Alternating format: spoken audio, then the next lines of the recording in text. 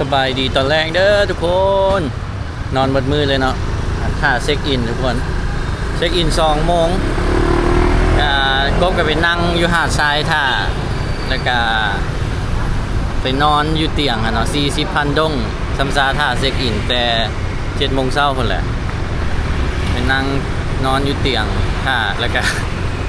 นั่งจนฮอด1 โมงทุกคน1 โมงปุ๊บฮอด2 โมงเช็คอินแล้วก็นอนตอนนี้ประมาณ10 โมงครึ่งทุกคนกลางคืนเนาะ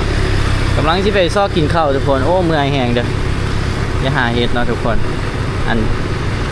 บทเรียนตัวเซารถจักรและเอาพาสปอร์ตจำนี่ชื่อไปพูดแหละจนมือเข้าโรงพูดแหละเพราะว่ามันเฮ็ดให้เฮาบ่ได้นอนเนาะบ่ได้พักผ่อนจนไปอยู่แคมป์หาดทรายจนแจ้งเลยสินะแต่ก็มาท่าเช็คอินโอ้อันนี้ห้านเปิดเก่าปิดแล้วทุกคนตอนนี้10 โมงครึ่งจักสิกินอย่างเนาะทุกคนมื้อนี้ก็บ่ได้ถ่ายคลิปเลยทุกคน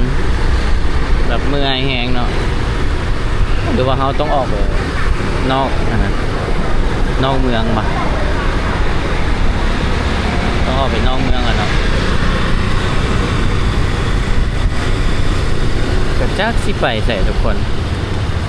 มันก็ส่วนหลายมันก็อยู่ละแวกเมืองนี่แหละ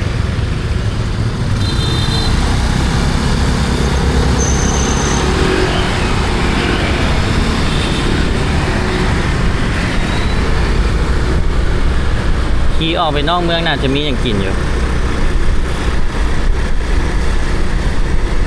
หิวข้าวนะทุกคน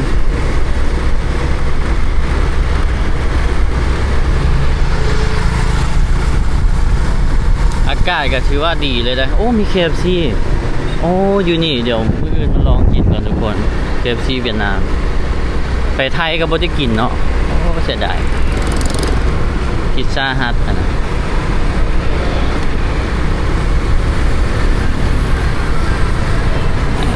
เฮาชื่ออันนั้นโฮสเทลเนาะที่ว่ามันตัดเงินไปก็ประหยัดทุกคนพี่อาก็งดก่อนช่วงนี้เนาะงดงบเขาก่อนเพราะงบเขาเซารถจักรเด็ก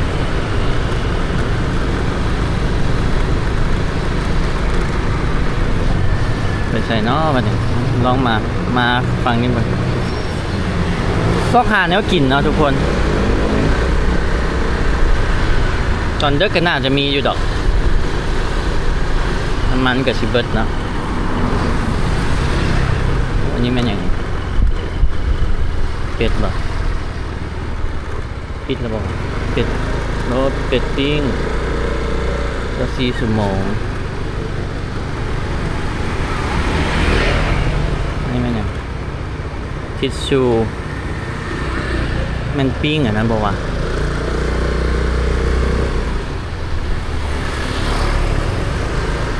ไม่ไหนเนาะ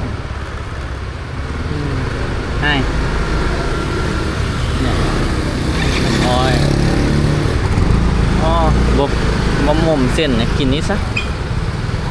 อ๋อมีบั่นแซลอยู่how much bao nhiêu này hết rồi còn súp súp no no thì súp này không oh you have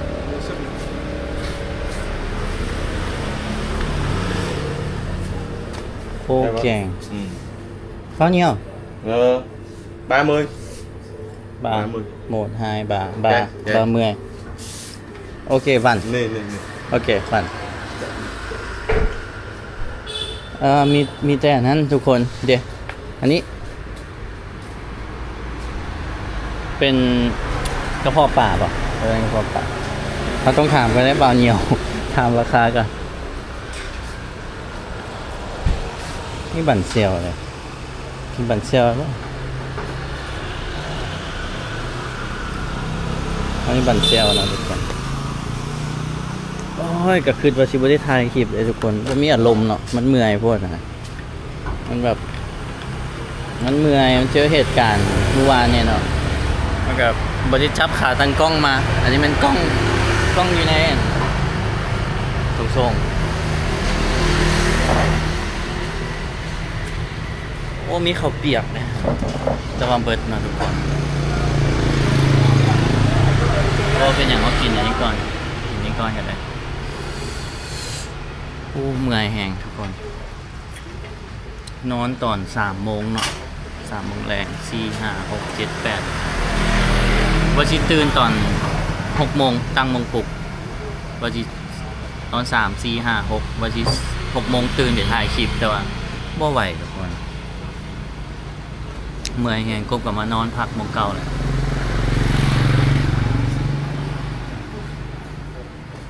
โอ้ยมึงสภาพเนาะบ่มีกระจิตกระใจอยากเที่ยวอย่างเลยตอนนี้อยากนอนอยากพักผ่อนอย่างเดียวคลิปก็ยังบ่อยากถ่ายแต่ว่าเราต้องเฮ็ดเป็นวินัยเนาะเราต้องถ่ายคลิปถ่าย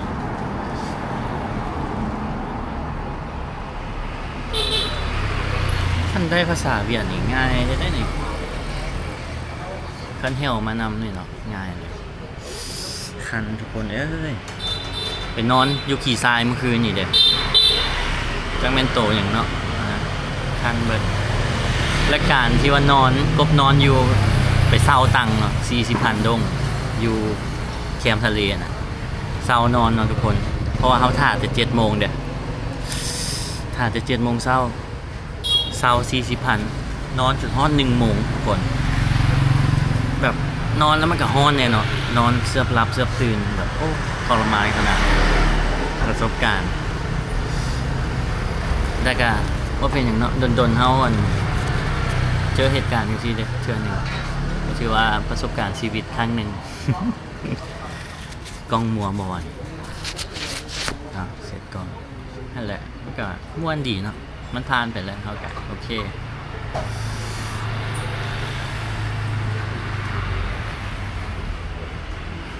มีแต่กินเนาะมาเที่ยวนี่ก็เฮ็ดจังได๋ทุกคนมันก็ไลฟ์สไตล์เฮาเนาะเฮาก็ถ่ายไว้เก็บเบิ่งไว้เบิ่งความทรงจำเฮาโอ้ถ้วยบ่ใหญ่ถ้วย30Bánh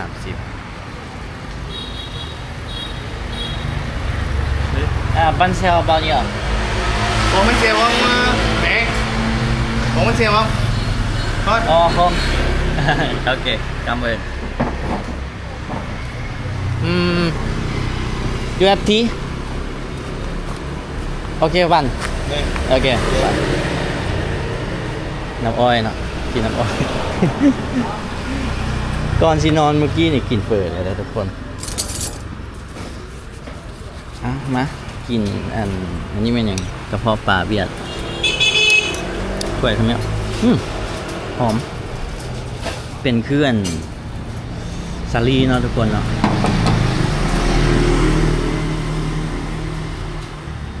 ถ่ายรูปก่อน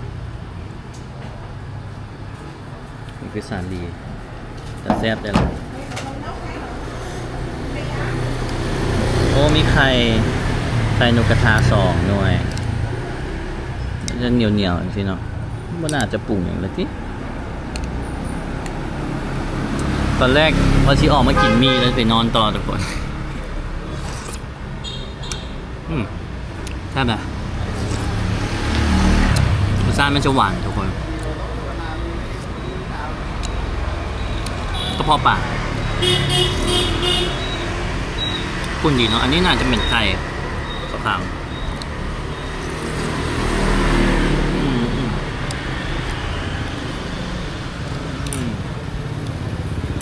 กำเอิญมากกันต้องเขาใส่หมักนาวเนาะบ่แม่นหมักนาวทุกคนเวียดเขาใส่อันนี้น้ำอ้อยนะน้ำอ้อยใส่เนาะดูใส่หุบกันใส่มากมะเกี้ยงบ่วะเขาว่ามะเกี้ยงนั่นนี่เนาะมันโมเมนต์หมักนาวเนี่ยทุกคนตอนแรกก็คิดว่าหมักนาวมันเป็นมักส้มอะมะเกี้ยง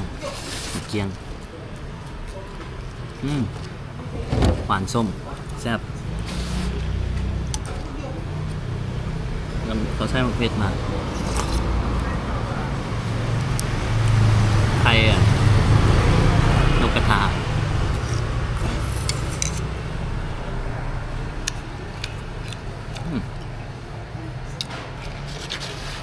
ผักแล้ว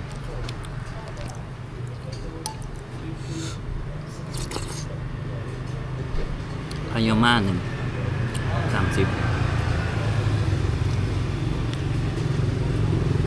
เขาน่าจะบ่ฟันเขาแต่มั้ง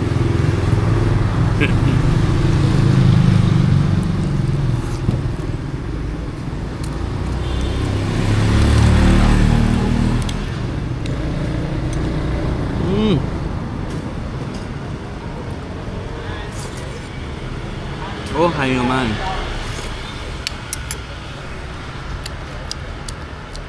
มันไม่กินคือเหนียวเลยเฮ้ยทุกคน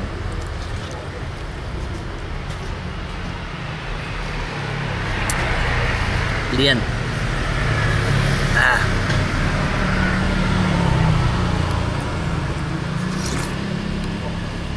บ่ขอกินฮะถ้ากินก็ต้องใส่หมักเผ็ดอ่ะ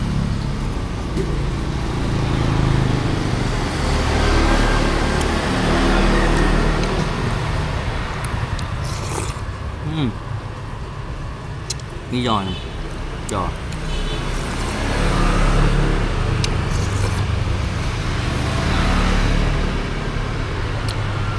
ทั่วเหลืองหมดจ้าเนี่ย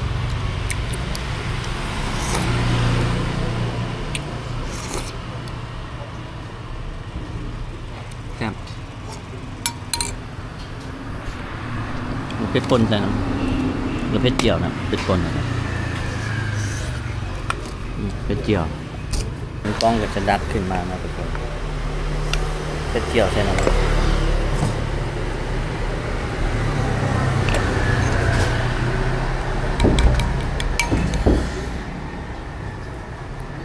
มานี่ยังบ่ขึ้นทอดอาหารลาวเลยเพราะว่าเขาหมักอาหารเวียดนามทุกคน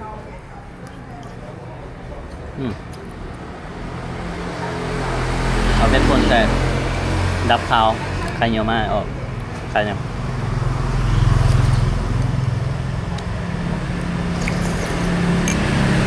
นอกทุกคน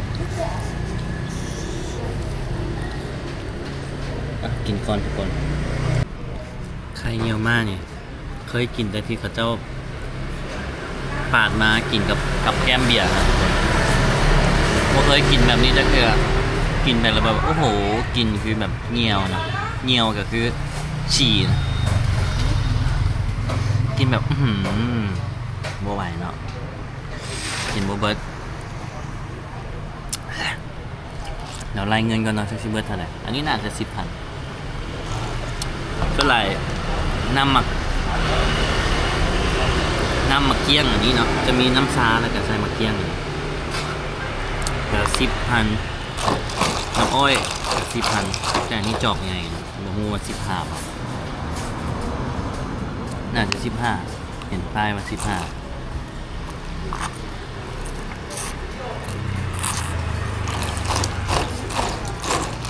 อันน้ำอ้อยยูลาวจะใส่เขาจะนี่อย่างวะนมแมวบอกว่าอีอย่างที่มันหอมๆนะทุกคนบางคนก็บีบมะนาวใส่แล้วแต่ความหมักเนาะจะเอามะเกี้ยงนี่ใส่มะเกี้ยงจิ๋วๆนิดหน่อยแซ่บมันจะหอมมะเกี้ยงนะมันเนาะแล้วจะมีส้มอ่อนๆมันว่าส้มคือมะนาวเลย